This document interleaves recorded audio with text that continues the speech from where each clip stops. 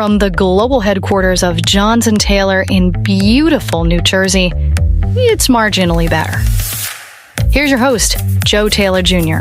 On the show this week, imagine ordering from what you think are 15 different restaurants, only to discover they're all the same kitchen, just with different names. In San Francisco, one pizzeria reportedly operates over 70 virtual brands on DoorDash. We'll explore how the ghost kitchen gold rush turned into a trust catastrophe, why customers feel betrayed when they discover their favorite restaurant doesn't exist, and what happens when convenience completely disconnects from authenticity. Plus, I'll tell you about the burger shop that got caught red-handed running 17 fake restaurants, and why some of the biggest chains in America are quietly shutting down their virtual experiments. That's all coming up on Marginally Better.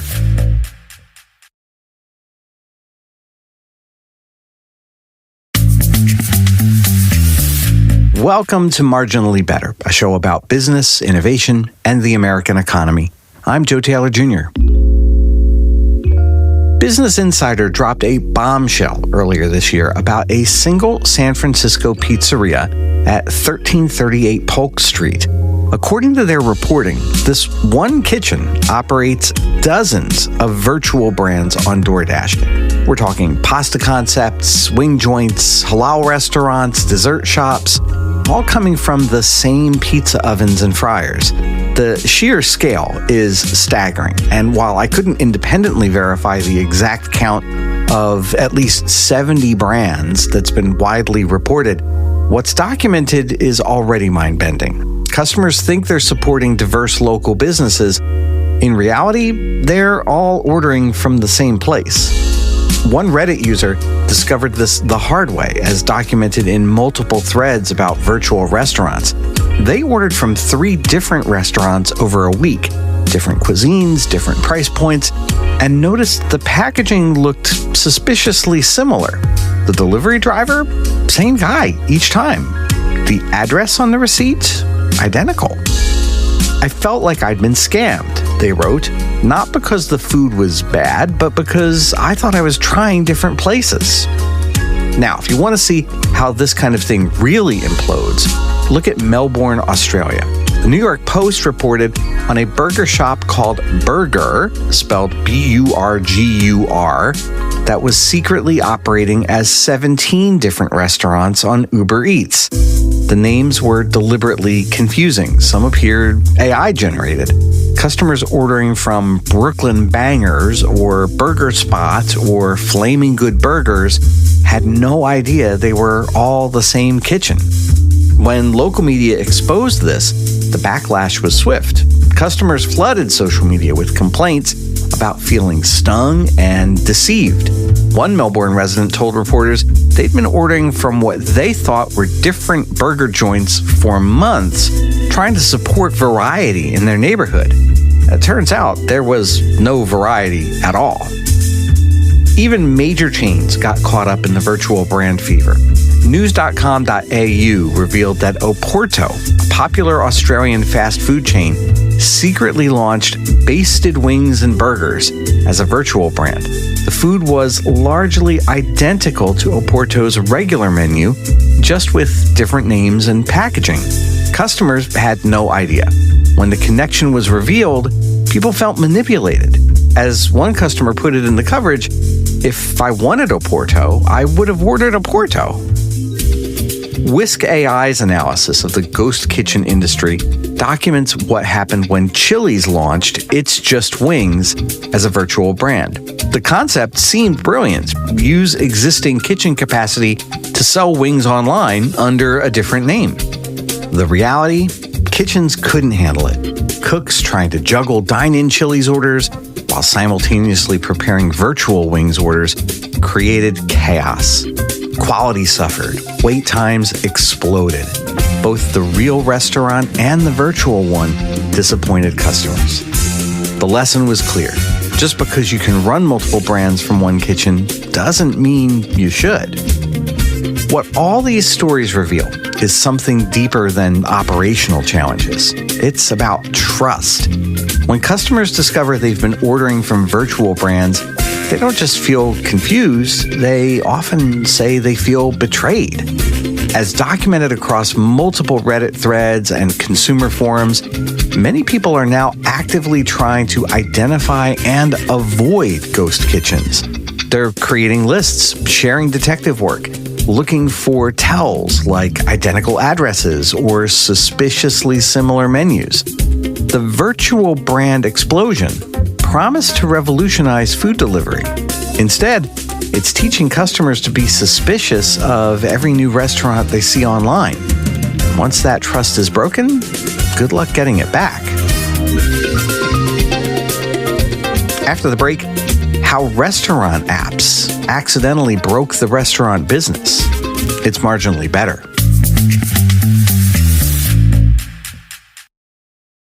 If you're a business owner, I need to tell you something that might sting. Your beautiful website is probably costing you thousands in lost revenue. The Nielsen-Norman Group found that 76% of professional websites, sites with million-dollar budgets, perform mediocre to poor on conversion.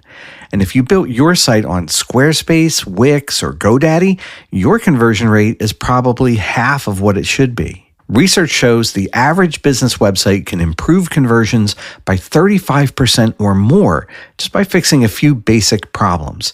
I'm launching a new podcast called Website Reality Check. 10 episodes, each one walking you through research-backed fixes you can implement yourself, even on DIY platforms. Get free access to the first episode at websiterealitycheck.com. Stop leaving money on the table with websites that look great but don't convert. That's websiterealitycheck.com.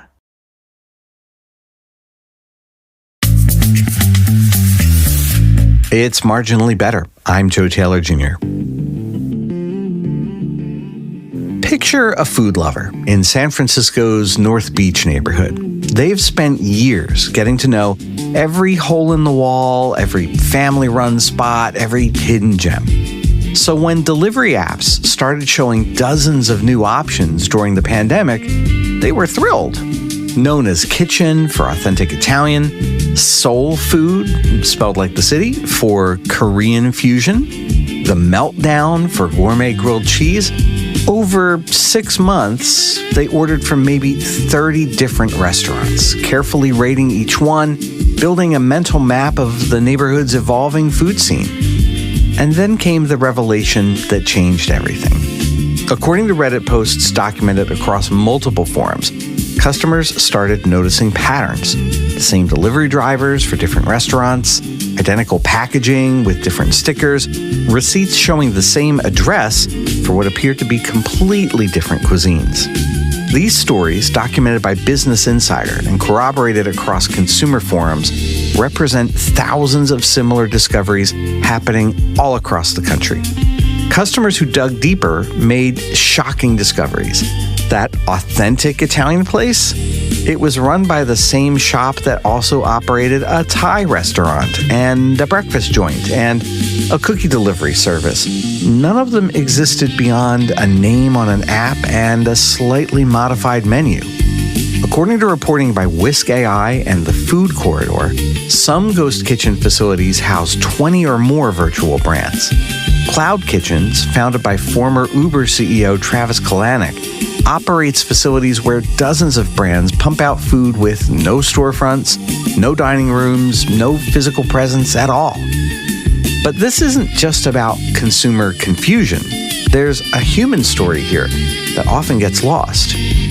Real restaurant owners with 15-year histories found themselves competing not just with other authentic restaurants, but with virtual brands that could undercut their prices because they had no dining room rent, no ambiance to maintain, no community to serve. Consider the Korean restaurants in San Francisco's Richmond district. Family-run establishments with grandmother's kimchi recipes and seasonal selections. Regular customers who'd become friends over the years.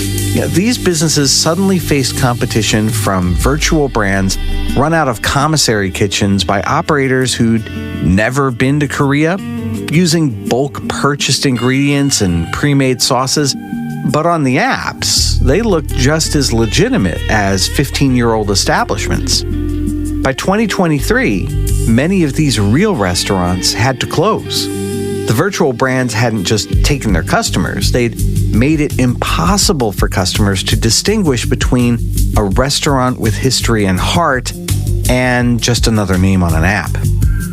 The operational challenges, documented by multiple sources, tell another part of the story. When you're running multiple virtual brands from one kitchen, something has to give. A cook at one multi-brand kitchen, speaking anonymously to Eater, described the chaos. Quote, "I'm making Thai curry 1 minute, Nashville hot chicken the next, then switching to pasta. There's no specialization, no expertise. It's just throwing different sauces on the same ingredients and calling it different cuisines." End quote. The food safety implications worried health inspectors too. As reported by WRAL in North Carolina, health departments struggled to regulate operations where one kitchen might be preparing 15 different menus with varying allergen profiles and dietary restrictions. But perhaps the most insidious part of this story is how the technology platforms themselves encourage this proliferation. According to analysis by Revolution Ordnance and discussions on Black Hat World forums, delivery apps' algorithms reward new restaurants with promotional placement. So instead of improving one brand, operators learn to launch new ones constantly. A virtual brand consultant quoted in industry forums explained the playbook. Launch a brand, ride that new restaurant boost for 3 to 4 weeks, then launch another. By the time customers catch on that Artisan Burgers has quality issues, you've already moved over to Kraft Burger Company. The platforms knew this was happening, but as long as they got their commission, did it matter if customers were confused? By mid-2024, the cracks were showing everywhere. According to Whisk AI's industry analysis, major virtual brand operators started shutting down.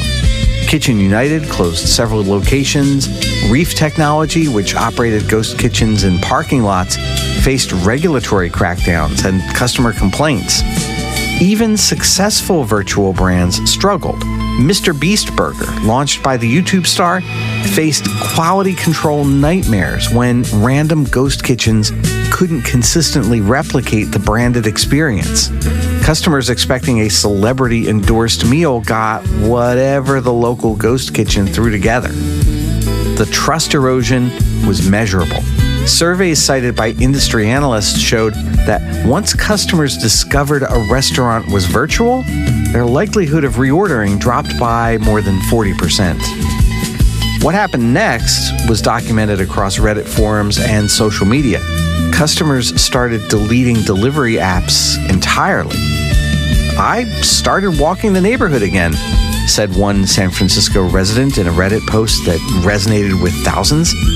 "Meeting the actual owners, seeing the actual kitchens. Yeah, it's less convenient, but at least I know my money is going to real people running real businesses." End quote.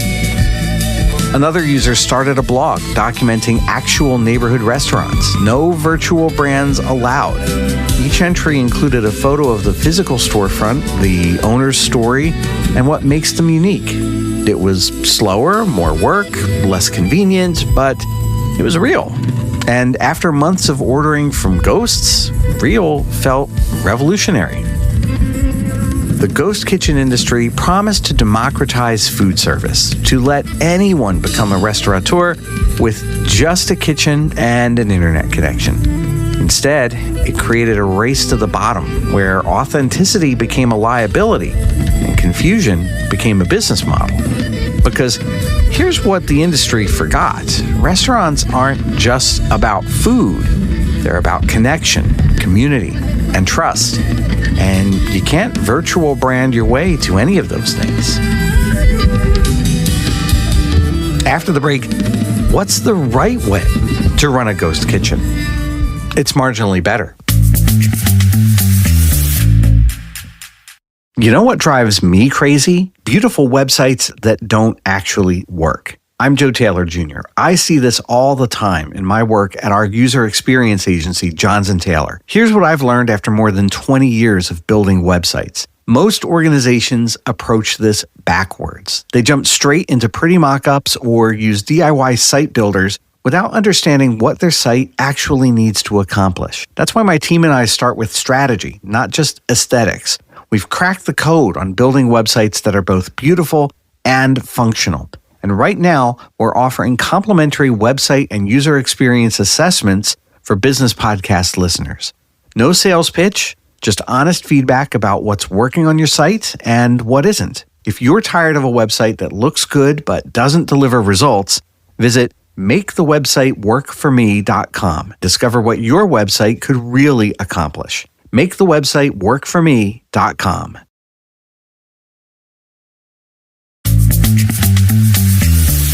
It's Marginally Better. I'm Joe Taylor Jr. So here's the thing. Not everyone operating multiple restaurant brands from one kitchen is trying to deceive you. Some are doing the exact opposite, being radically transparent about what they are. Enter Mark Lohr, the billionaire who sold Jet.com to Walmart for $3.3 billion. His latest venture, Wonder, operates up to 30 restaurant brands from each single location. Does that sound familiar? Now, here's the difference. They tell you exactly what they're doing. As Restaurant Business reported, Wonder calls itself a new kind of food hall. Not 30 different restaurants, a food hall. It's right there on the door. No deception, no fake addresses, no made-up origin stories. And when you walk into a Wonder location, and yes, you can actually walk in. I've visited the one that opened a few months ago near our house in New Jersey. I've been back a bunch of times. You see one very busy, very organized kitchen producing food from Bobby Flay Steak, Street Bird by Marcus Samuelson, Texas Barbecue. The company owns or licenses all of these brands, and they're upfront about it. Now, there are some kitchen tricks at work in here. There's a lot of sous vide reheating of some ingredients that were prepared at centralized commissary kitchens, but you can watch it all and even talk to the cooks working hard to deliver a great product based on tested recipes. Daniel Schlossman, Wonder's Chief Growth and Marketing Officer, told Nation's Restaurant News something revealing. Quote, "The big difference is there's vertical integration here. We own every step of this, including, and I think this is the most important piece, the brands." End quote. Fortune documented Wonder's rapid expansion, 39 locations and counting, with plans for 90 by year's end.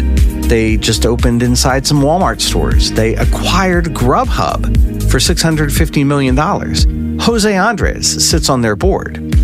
Here's what matters. Customers know what they're getting. When the Washingtonian covered Wonder's DC launch, they didn't expose a secret operation.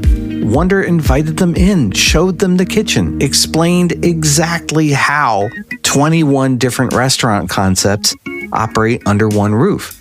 And the reaction? People love it.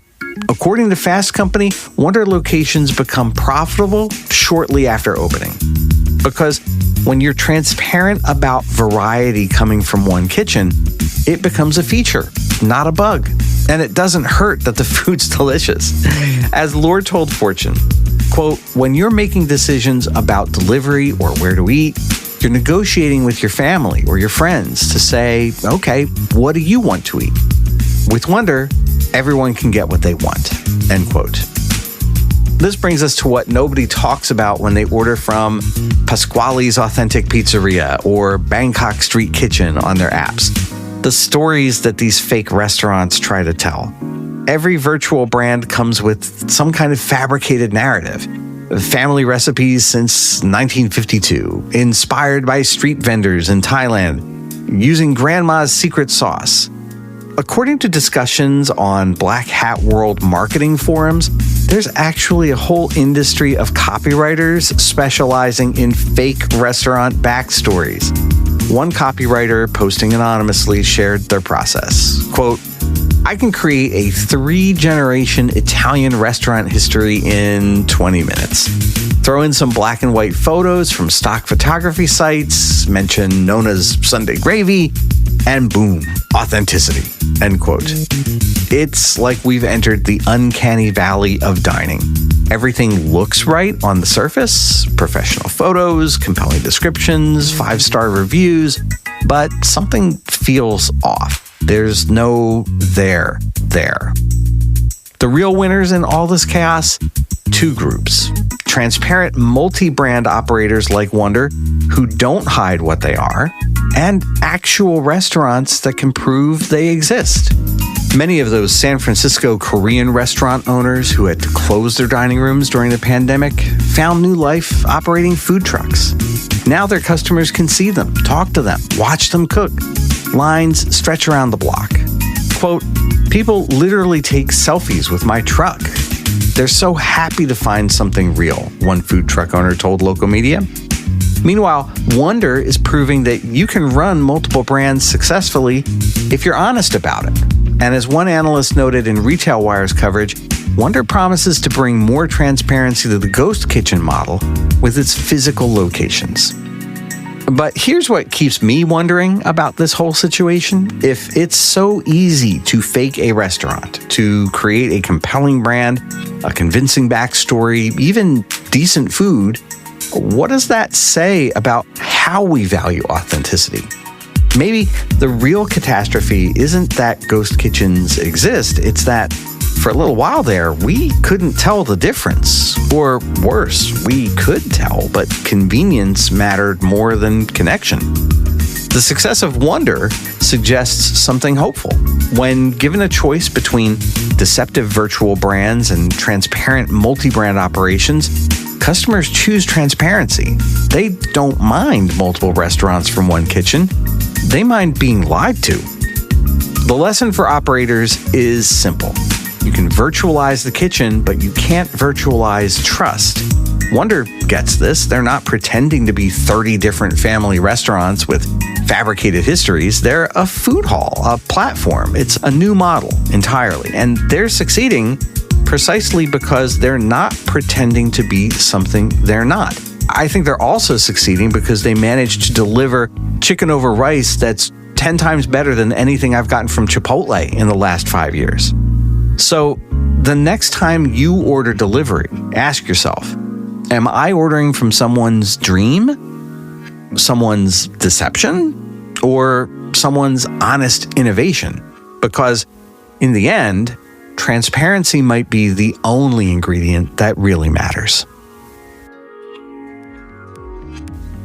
That's our show for this week. Whether you are running a real restaurant, a virtual empire, or a transparent food hall, I want you to remember, your customers are not just buying food, they're buying trust. Break that trust, and no amount of creative branding will bring them back. But be honest about what you are. You might just build the next billion-dollar food platform. Thanks for listening to Marginally Better. If you like what you heard, please help us out. Leave a quick review on Apple Podcasts.